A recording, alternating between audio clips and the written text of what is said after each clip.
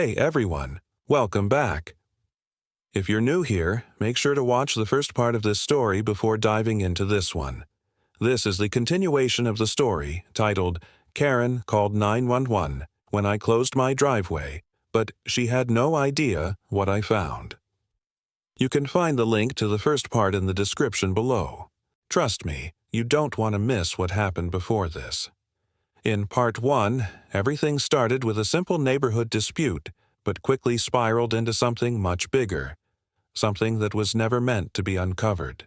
Now, in this second part, things are about to get even more intense. If you thought the first part was shocking, just wait until you hear what happens next. Let's get into it. The first thing I noticed that morning was the sound.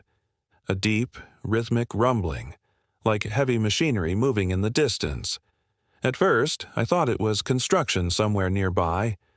Then I sat up and realized it was coming from my property. I threw on my clothes and rushed outside. The sight that met me nearly knocked the breath out of my lungs. A convoy of military trucks and engineering vehicles had rolled onto my land. Soldiers in uniform were moving with precision, setting up barriers and unfurling warning signs along the perimeter of where the bunker entrance had once been.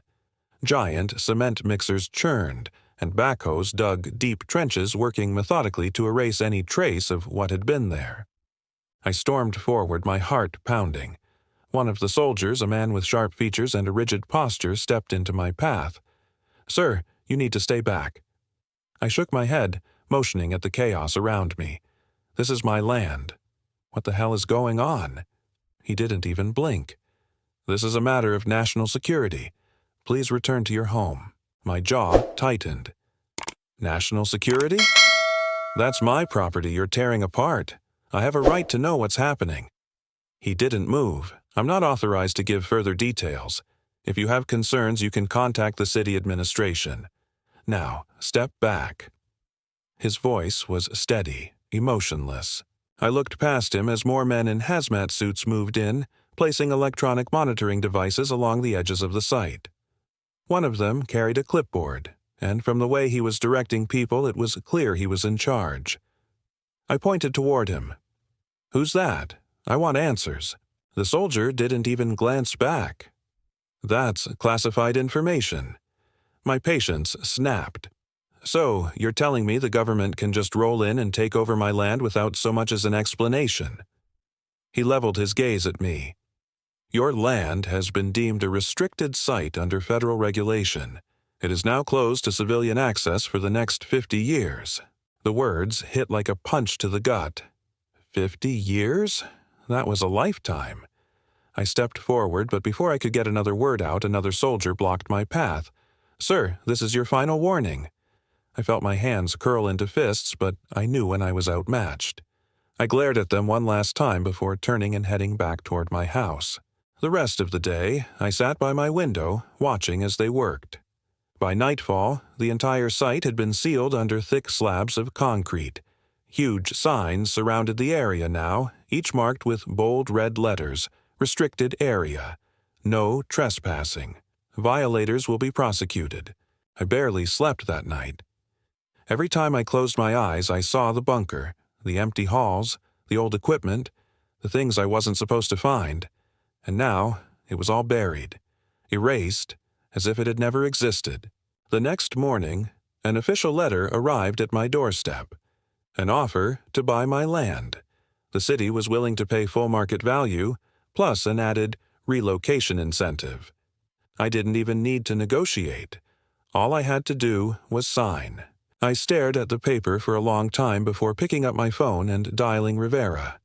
He answered on the second ring. "They're trying to buy me out." There was a pause.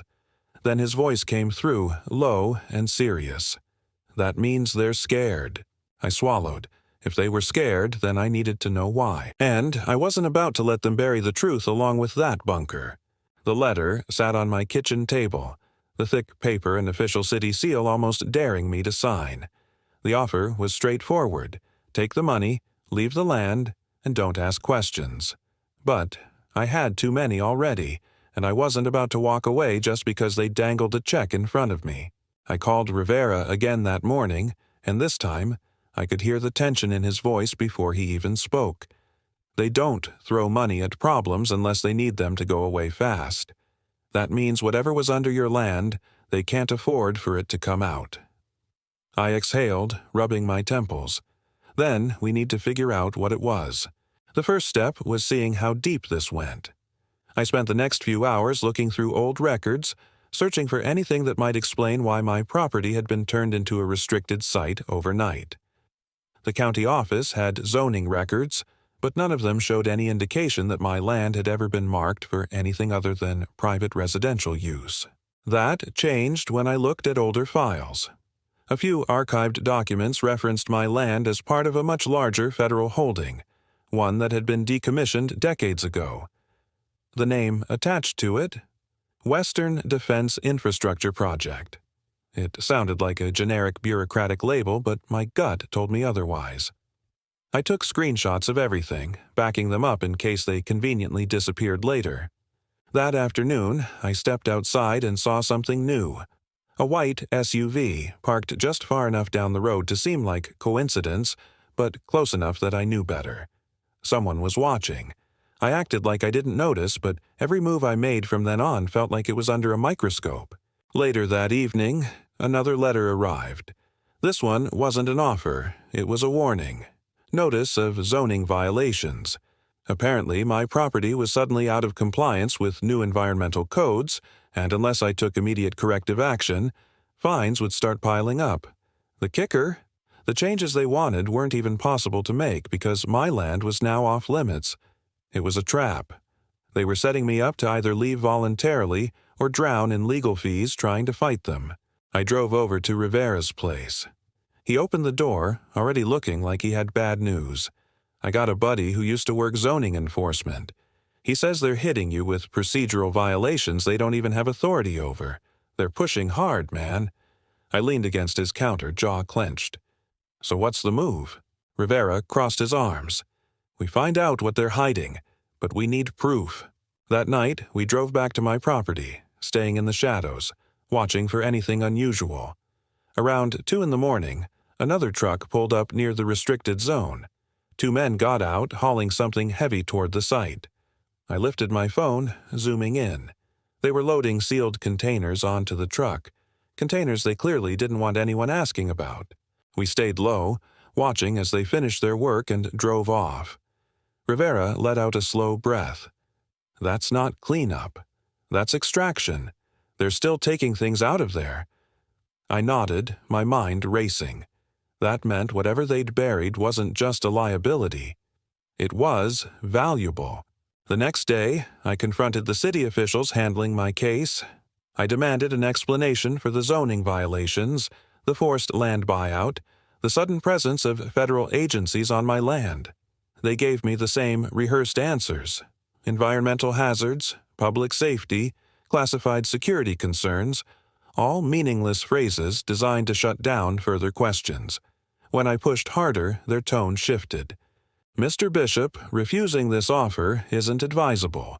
We're giving you a way out before this becomes a bigger problem for you. The man in front of me was too polished, too careful.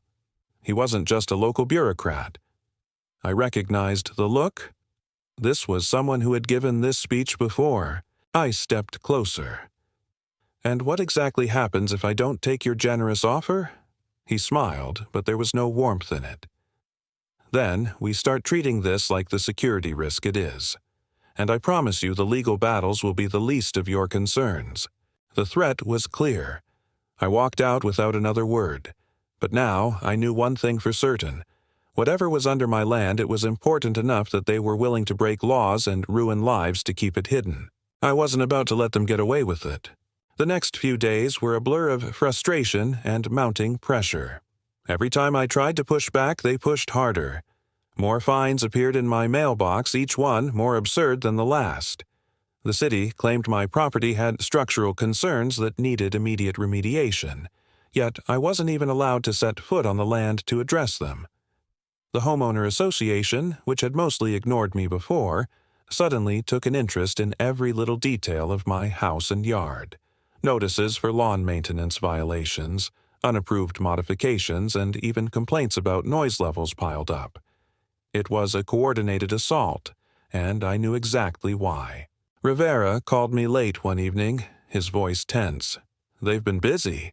He had spent the last 2 days tracking down leads, calling in old favors, trying to find anything that would give us an edge. He finally had something. My buddy from zoning found an old property survey from back when this land was federal. Your property wasn't just part of some infrastructure project. It was classified as a deep storage site. I frowned. Deep storage for what? Rivera hesitated. That's the problem. Everything after that is redacted. The words settled heavily in my gut. Something had been buried under my land long before I ever owned it. The government had erased all traces of it from public records, but now that I had stumbled onto it, they were scrambling to keep it covered up.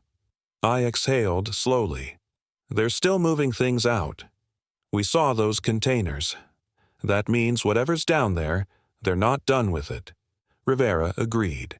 And that means we need proof. We planned it carefully. I wasn't dumb enough to think we could just walk up to the site and start poking around. It was locked down tighter than a military base, but we didn't need to get inside. We just needed to see what they were doing. Rivera had access to a thermal drone through one of his contacts, and we planned to use it to get a clear view of the restricted zone from above. If they were still moving things in and out, we'd see it. We set up late at night, parking a few streets away from my property and launching the drone from a nearby wooded area. As it climbed higher, the feed appeared on Rivera's laptop, a grainy infrared image of the land that had once been mine. At first, it looked empty, just a flat expanse of concrete and warning signs. But then we saw it, a section near the back where the heat signatures didn't match the rest. Rivera zoomed in, enhancing the image. That's an access point. We watched in silence as 2 trucks pulled up, their cargo areas filled with something big. A group of men in black tactical gear unloaded the containers and moved them through a disguised hatch in the ground. It was barely visible, but it was there, a hidden entrance. Rivera let out a low whistle. They're still pulling stuff out. That means the site isn't dead. My stomach churned. They had buried it, covered it up, and yet they still needed to come back. That meant whatever was inside was either too dangerous or too valuable to leave behind. Either way, it was clear they weren't going to stop until they had taken everything. And once they were done, what then? What would they do with me? I made my decision that night. I wasn't going to sit around and wait for them to force me out. If they wanted me gone, they were going to have to do it in the open. The next morning, I called a lawyer. Not just any lawyer, a media-savvy one who knew how to make noise. I laid everything out for him, from the sudden land seizure to the intimidation tactics. He listened carefully, then leaned back in his chair. If you go public with this, they'll come at you harder. Are you ready for that? I nodded. I don't have a choice. That same day, I reached out to a local journalist. I fed her the basic details, just enough to pique her interest. A government land grab, secret operations, potential environmental hazards. She bid immediately, agreeing to meet and discuss it further. If this went the way I hoped, I'd have enough public attention on me that they wouldn't be able to quietly push me out. But I underestimated them. That night, my power went out. I stepped outside expecting to see a blown transformer or some other obvious cause, but everything else on the street was still lit. Just my house was dark. Then I saw it, the SUV parked down the road, the same one I had spotted before. They were watching me. And now they were making it clear that they were done being subtle. I locked my doors, grabbed the flashlight and sat in my living room, waiting. Around 2 a.m, a noise outside made me tense. A soft thud, like something being placed against my front porch. I moved slowly, peeking through the blinds. The SUV was gone. The street was empty. I opened the door cautiously and looked down. There, sitting neatly on my welcome mat, was an envelope. No name, no return address. I picked it up, brought it inside, and tore it open. Inside was a single sheet of paper with just a few words typed in bold letters. Stop digging. Last warning. I stared at it, heart pounding. This wasn't just intimidation anymore. This was a threat, and I knew exactly what it meant. They weren't going to wait for me to take the money. If I didn't back down now, they were going to make me disappear. The warning sat on my kitchen table like a bomb, waiting to go off. I stared at the bold, black letters, the weight of their meaning pressing into my chest. Stop digging. Last warning. It wasn't just a message. It was a line in the sand. Either I backed down, took their offer, and disappeared quietly, or I kept pushing and found out exactly how far they were willing to go. I wasn't backing down. Rivera arrived an hour later. He read the note in silence, then let out a slow breath. This is different.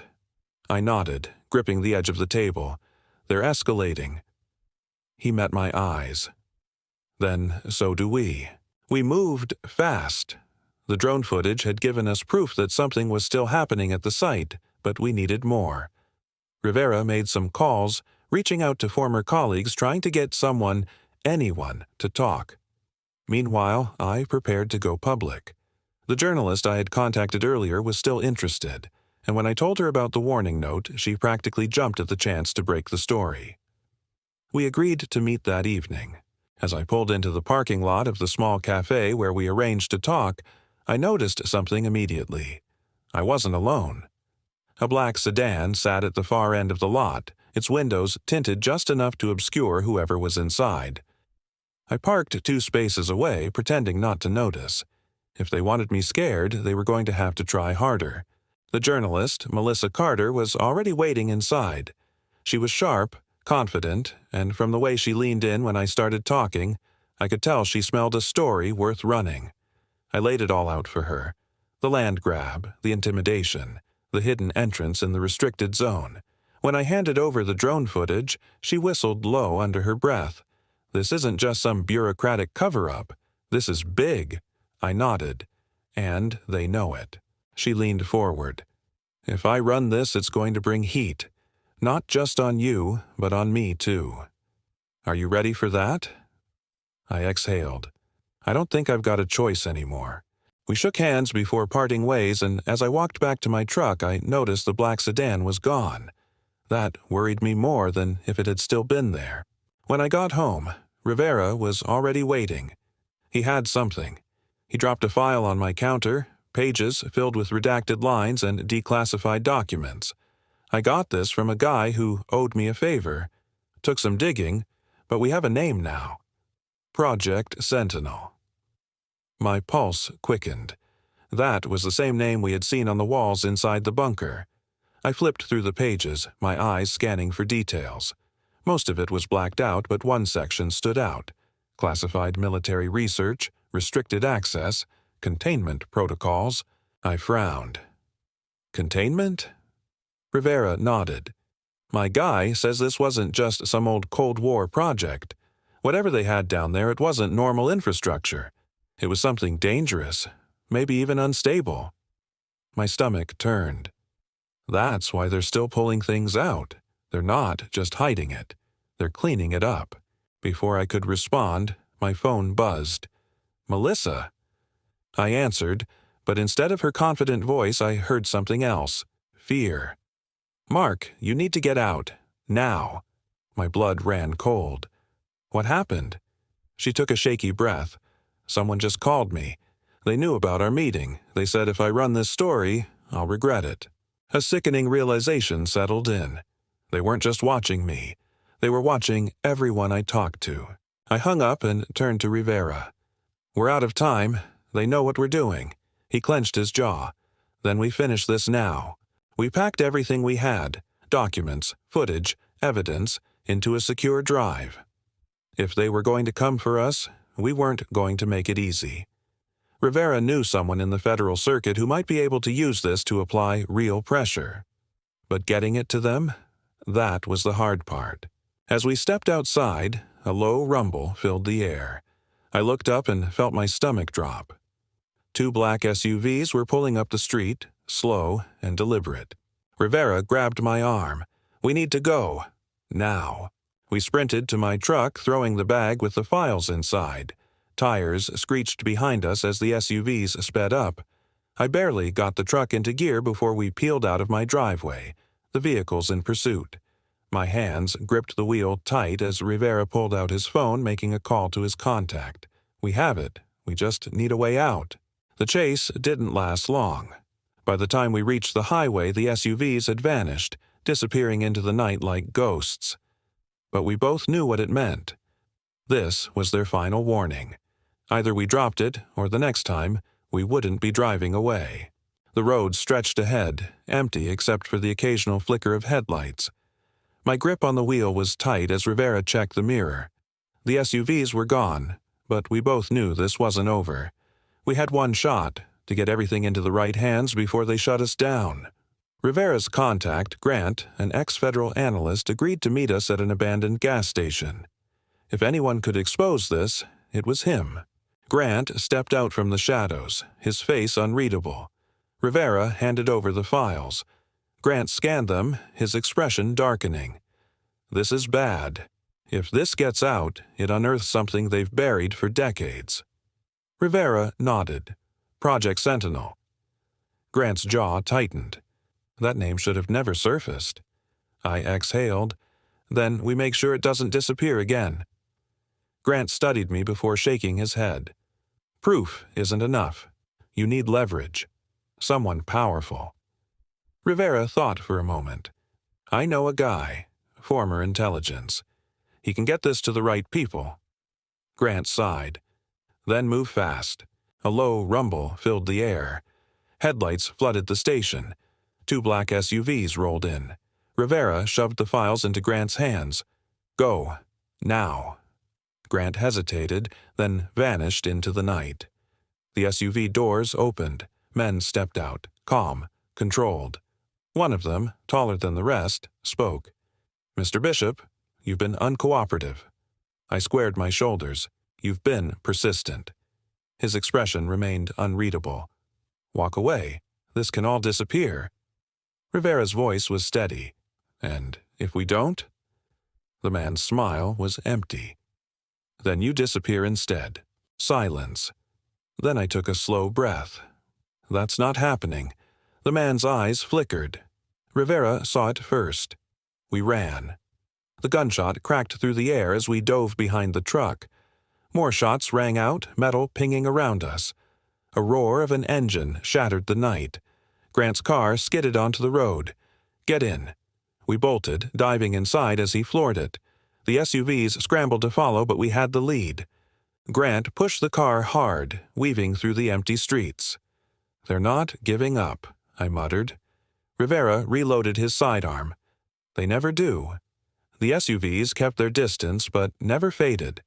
They were waiting for the right moment. Grant took a sharp turn, cutting through an alley, tires screeching as the vehicle bounced onto a side street. Ahead, an overpass loomed, the last stretch before open highway.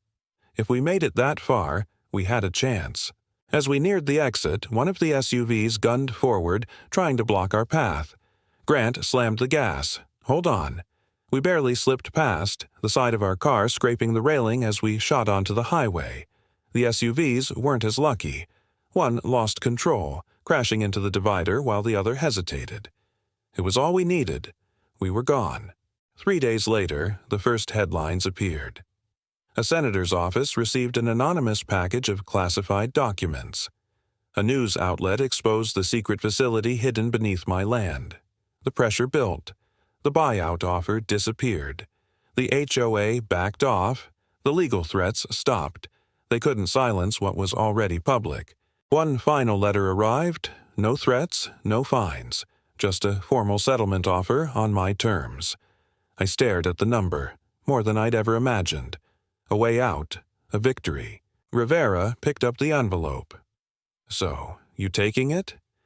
I looked back at what was once mine. Yeah, I think I will. He smirked. Never thought I'd see the day you outplayed them. I smiled. Neither did they. As we drove away, I noticed an unmarked envelope on the seat. No return address. Inside was a single note. You made the right choice, But don't think for a second you knew everything. I folded it carefully. Some questions didn't need answers. Some secrets were meant to stay buried. The road stretched ahead, and for the first time in a long while, I felt like I was finally free. That night, I sat in my motel room, staring at the ceiling, waiting for the tension in my chest to fade. The silence felt unnatural. No threats, no warnings, no one watching from the corner of my street. I should have felt relief. Instead, a nagging sense of unease settled in. What else had they hidden? How deep did this really go? The next morning, Rivera knocked on my door, holding a newspaper. The front page was covered in the fallout of our leak. Politicians denying involvement. Former officials scrambling to cover their tracks. But there was another article buried beneath the noise. A report on another site, a different town, where a land dispute had led to sudden government intervention. Rivera handed it to me. Looks familiar, doesn't it? I exhaled slowly. This wasn't the only one. He nodded, which means someone else is going to go through exactly what you did. My jaw tightened. Not if I can help it. I left that day with more money than I ever expected, a clean slate and a chance to start over. But as I drove toward a new beginning, I couldn't shake the feeling that this wasn't over, that somewhere, someone else was standing in my shoes, watching as their land was quietly erased from existence. And for the first time, I wondered if walking away had really been the right choice.